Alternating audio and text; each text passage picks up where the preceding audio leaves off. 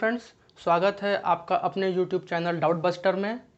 इस particular video lecture में हम बात करने वाले हैं RH incompatibility and haemolytic disease of newborn के बारे में। तो जैसा कि हम जानते हैं, रेड ब्लड सेल्स पे बहुत सारे एंटीजन प्रेजेंट होते हैं, जैसे कि एंटीजन ए या एंटीजन बी। इसी की तरह एक और ग्रुप प्रेजेंट होता है एंटीजन का, जिसको हम बोलते हैं RH फैक्टर। क्या हम बोलते हैं उसको? RH factor. और सबसे कॉमन RH फैक्टर जो पाया जाता है वो होता है एंटीजन डी। Antigen D. तो हम कह सकते हैं जिस इंडिविजुअल के RBC के सेल मेम्ब्रेन पर एंटीजन डी पाया जाता है वो इंडिविजुअल RH पॉजिटिव ग्रुप का होता है, और जिस इंडिविजुअल के RBC के सेल मेम्ब्रेन पे एंटीजन डी नहीं पाया जाता है, एंटीजन डी एब्सेंट होता है, उस इंडिविजुअल को हम कह देते हैं कि ये RH नेगेटिव ब्लड ग्रुप है इनका, है ना। ये हो गया एंटीजन डी। ठीक है। एंटीजन डी को हमेशा डोमिनेंट जीन कोड करता है। अगर किसी इंडिविजुअल में R और R दोनों डोमिनेंट जीन है, इसका मतलब इंडिविजुअल कैसा होगा? इंडिविजुअल का ब्लड ग्रुप होगा RH पॉजिटिव। अगर उसमें एक जीन डोमिनेंट है और दूसरी जीन रिसेसिव है तो भी इंडिविजुअल कैसा होगा? इंडिविजुअल का ब्लड ग्रुप में कौन सा आएगा? आएगा RH पॉजिटिव। जब दोनों एलील रिसेसिव टाइप की होंगी तब जा कर के इंडिविजुअल को हम कहेंगे कि इंडिविजुअल RH नेगेटिव है। ओके। तो अब हम देखेंगे कि जब दो हेट्रोजाइगस इंडिविजुअल आपस में मेटिंग करते हैं जो RH पॉजिटिव ब्लड ग्रुप के हैं तो क्या होता है ना। तो देखते हैं, फीमेल भी RH पॉजिटिव है, डोमिनेंट जीन और एक रिसेसिव जीन कैरी कर रही है, और मेल भी RH पॉजिटिव है, एक डोमिनेंट और एक रिसेसिव एलील कैरी कर रहा है। तो हम देख रहे हैं यहाँ पर कि 75% ऑफ चिल्ड्रन क्या हैं? RH पॉजिटिव ब्लड ग्रुप के हैं। तो हम लिख सकते हैं 75% ऑफ प्रोजेनी ये क्या है? ये RH पॉजिटिव है, और 25% of the progeny 25% of the progeny क्या है? RH नेगेटिव है ना। तो नॉर्मली पॉपुलेशंस में RH negative blood group common नहीं होता है। Probably RH positive blood group बहुत ज़्यादा कॉमन होता है compare to RH negative blood group, है ना। तो अब हम लोग देखेंगे कि RH इनकम्पैटिबिलिटी किस सिचुएशन में अराइज होती है ना। तो जब मदर RH नेगेटिव होती है और फादर RH पॉजिटिव होता है तो दो कंडीशन अराइज होते हैं। होता क्या है? पहले केस में अगर फादर होमोजाइगस मेल है, मतलब उसके पास दोनों डोमिनेंट एलील प्रेजेंट है, तो क्या देखा जाता है? जो उसके चिल्ड्रंस होते हैं वो 100% उनके पास में RH पॉजिटिव ग्रुप जाता है ना। तो हम लिख सकते हैं 100% progeny carry RH positive factor, है ना। और दूसरे केस में जब हेट्रोजाइगस मेल एक RH नेगेटिव फीमेल से मेट करता है तो 50% प्रोजेनी, ये कैपिटल R स्मॉल r, ये नेगेटिव हो जाएगा, RH नेगेटिव, ये पॉजिटिव हो जाएगा और ये नेगेटिव हो जाएगा। तो यहाँ पे सेकंड केस में जब हेट्रोजाइगस मेल से मेट करती है RH नेगेटिव फीमेल तो 50% प्रोजेनी RH पॉजिटिव होने के चांसेस रहते हैं। तो we can write 50% progeny carry RH positive and 50% progeny carry RH negative. तो प्रॉब्लम कब होती है? जब एक RH नेगेटिव मदर कैरी करती है एक RH पॉजिटिव फीटस को। तो आप कॉम्प्लेक्सिटी देख रहे हैं कि अगर मदर RH नेगेटिव है तो कितना ज़्यादा चांसेस है कि जो फीटस होगा उसका वो भी RH पॉजिटिव ब्लड ग्रुप का होगा। अगर फादर होमोजाइगस मेल है तब भी 100% चांसेस हैं कि फीटस RH पॉजिटिव होगा, और अगर मेल हेट्रोजाइगस है फिर भी 50% प्रोबेबिलिटी है कि फीटस हमारा RH पॉजिटिव होगा। तो RH इनकम्पैटिबिलिटी तभी होती है जब मदर होती है RH नेगेटिव ब्लड ग्रुप की और फीटस होता है RH पॉजिटिव ब्लड ग्रुप का। तो अब हम लोग बात करेंगे RH incompatibility and haemolytic disease of newborn के बारे में। RH इनकम्पैटिबिलिटी तब होती है जब एक RH negative mother RH positive foetus को कैरी करती है। तो यहाँ पे अगर हम स्क्वायर को मदर सपोज कर लें और अंदर जो सर्कल है उसको हम फीटस सपोज कर लें, तो फर्स्ट प्रेगनेंसी में आप देख सकते हैं कि मदर के पास में RH नेगेटिव ब्लड है और फीटस के पास में RH पॉजिटिव ब्लड है।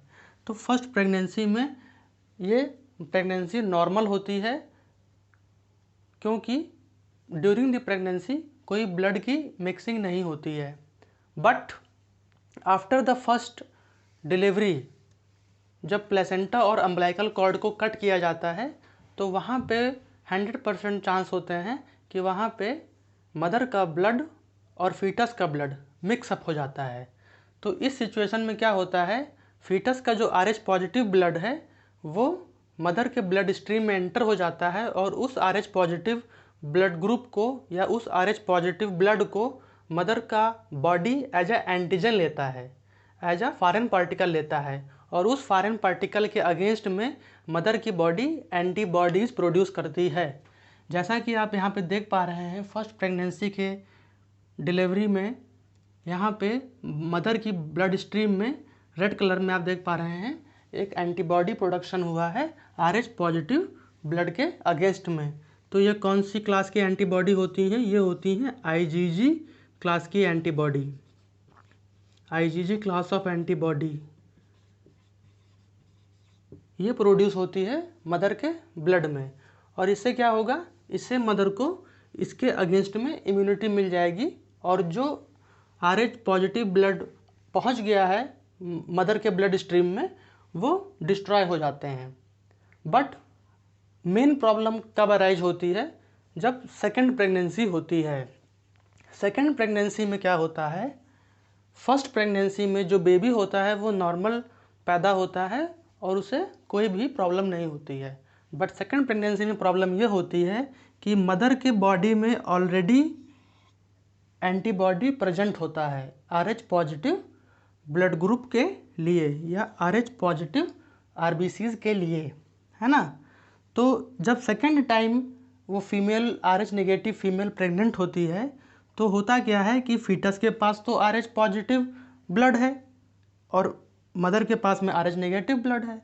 तो जब उनमें प्लेसेंटा के थ्रू न्यूट्रिशन स्टार्ट होता है after the implantation in the uterus, तो होता क्या है कि प्लेसेंटा के थ्रू मदर के ब्लड स्ट्रीम से फीटस के ब्लड स्ट्रीम में ये एंटीबॉडीज़ भी एंटर कर जाते हैं फीटस के ब्लड में, और फीटस के ब्लड में जो RBCs प्रेजेंट होते हैं उनको जस्ट एज ए एंटीजन ये एंटीबॉडी ट्रीट करते हैं और फीटस के ब्लड स्ट्रीम में क्लम्पिंग ऑफ RBC शुरू हो जाती है। इस कंडीशन को हम कह देते हैं RBC हीमोलाइसिस। इस एंटीजन एंटीबॉडी कॉम्प्लेक्स के बनने से फीटस के ब्लड में क्लॉटिंग होने लगती है और क्लम्पिंग होने लगती है, जिस वजह से इनमें RBC का प्रोडक्शन बहुत तेज़ी से डिक्रीज होने लगता है। इसी सिचुएशन को हम लोग कहते हैं haemolytic disease of new born. Haemolytic disease of new born. तो अब हम लोग देखेंगे haemolytic disease of new born में क्या क्या कॉम्प्लेक्सिटी होती हैं। तो सबसे पहले फीटस का ब्लड क्लॉट होगा, फीटस ब्लड क्लॉट होगा, है ना। फीटस ब्लड क्लॉट होने की वजह से क्या होगा, हीमोलाइसिस होगा RBC का, हीमोलिसिस होगा RBC का, मतलब RBC की रप्चरिंग होगी। इसके वजह से कंडीशन अराइज होगी दो, एक बच्चा एनीमिक हो जाएगा और दूसरा उसे जॉन्डिस होगा। क्या क्या होगा? पहला, बच्चा को एनीमिया हो जाएगा। एनीमिया से क्या होगा? हाइपॉक्सिक कंडीशन क्रिएट होगी। हाइपॉक्सिक कंडीशन मतलब बच्चे के टिश्यू लेवल पे ऑक्सीजन की डेफिशिएंसी हो गई है। तो क्या होगा? जब ऑक्सीजन की डेफिशिएंसी होगी तो बच्चे का जो किडनी है, किडनी ऑफ द फीटस, वो सिक्रीट करेगी इरिथ्रोपोएटिन हार्मोन। इरिथ्रोपोएटिन हार्मोन का सिक्रीशन होगा। इरिथ्रोपोएटिन हार्मोन का सिक्रीशन क्या करेगा? ये स्टिमुलेट करेगा बोन मैरो को। और बोन मैरो क्या प्रयास करेंगे? ये प्रयास करेंगे कि आरबीसी के प्रोडक्शन को इंक्रीज किया जाए, आरबीसी के प्रोडक्शन को बढ़ाने का प्रयास करेगा। बट प्रॉब्लम अब तो हो चुकी है, जो मदर का ब्लड है वो जा चुका है फीटस के ब्लड स्ट्रीम में और वहाँ पे क्लम्पिंग स्टार्ट हो गई है। तो ये जो एक प्रोटेक्शन मैकेनिज्म है ये उतना प्रॉपरली वर्क नहीं कर पाता है।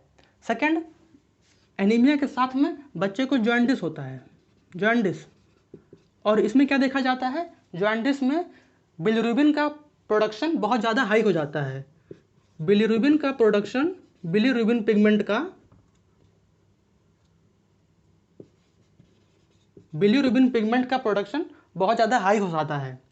और जब ये प्रोडक्शन बहुत ज़्यादा हाई हो जाता है तो स्क्लेरा मतलब आइज़ में और नेल्स में जब बिलिरुबिन का पिगमेंट बहुत ज़्यादा हो जाता है तो वो पिगमेंट इकट्ठा होने लगता है बच्चे के ब्रेन में। और इससे क्या होता है कि बच्चे का ब्रेन मेंटल रिटार्डेड हो जाता है ना। तो हम लोग लिख सकते हैं over production of bilirubin, over production of bilirubin in sclera and nails result in accumulation of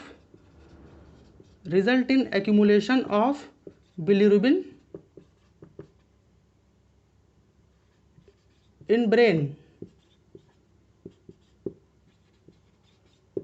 और इसका रिजल्ट क्या होता है? बच्चे का ब्रेन मेंटली रिटार्डेड होता है। इस कंडीशन को हम लोग कहते हैं कर्निक्ट्रस, कर्निक्ट्रस। और इसी 3 सिचुएशंस को, कर्निक्ट्रस, जॉन्डिस और साथ में आरबीसी का प्रोडक्शन इंक्रीज करने का एक प्रोटेक्टिव मैकेनिज्म होता है, लेकिन वो अंडर परफॉर्म हो जाता है हीमोलिसिस ऑफ आरबीसी के होने से। इन्हीं तीनों को मिला करके हम लोग बोल देते हैं हीमोलिटिक डिजीज ऑफ न्यूबॉर्न या फिर इरिथ्रोब्लास्टोसिस फीटलिस। तो अब हम जानेंगे कि इसका उपचार क्या है। तो इस फेटल कंडीशन को ओवरकम करने के लिए सॉल्यूशन है हमारे पास में। सॉल्यूशन है कि हम फीमेल को अगर हमने इंटरप्रेट कर लिया है ब्लड ग्रुप की जांच से कि फीमेल RH नेगेटिव है, तो हम क्या करेंगे, उस फीमेल को हर प्रेगनेंसी पीरियड में और during the time of delivery हम बाहर से उसको एंटी डी इम्यूनोग्लोबुलिन का इंजेक्शन देंगे। इसका ट्रीटमेंट क्या है? इसका ट्रीटमेंट है एंटी डी आईजी इंजेक्शन, है ना। एंटी डी आईजी इंजेक्शन देने का फ़ायदा ये है कि हम नहीं चाहते कि मदर की बॉडी में RH पॉजिटिव ब्लड के अगेंस्ट में नेचुरल एंटीबॉडी प्रोड्यूस हो। तो हम बाहर से एंटी डी इंजेक्शन देते हैं मदर को, ताकि उसको बाहर से एंटीबॉडी मिले, जस्ट लाइक पैसिव इम्यूनिटी। और पैसिव इम्यूनिटी ऐसी इम्यूनिटी होती है जो कि फॉर द टाइम पीरियड ही होती है। तो इसीलिए हम इस डोज को first 28th week of pregnancy पे देते हैं, 28th वीक ऑफ प्रेगनेंसी पे देते हैं, और सेकेंड डोज देते हैं approximately 24 to 72 hours after delivery, है ना। 24 to 72 आवर्स आफ्टर डिलीवरी हमें डोज दे सकते हैं। अलग अलग हेल्थ सिस्टम में डिफरेंट प्रोटोकॉल्स हैं, तो ये वेरी कर सकता है ना। तो बाहर से एंटीबॉडी देने का फ़ायदा ये है कि वो एंटीबॉडी फीटस के ब्लड से जो RH पॉजिटिव ब्लड एंटर हुआ है उसको क्लम्प करके डिस्ट्रॉय कर देती है और उसका सेंसिटाइजेशन ख़त्म हो जाता है।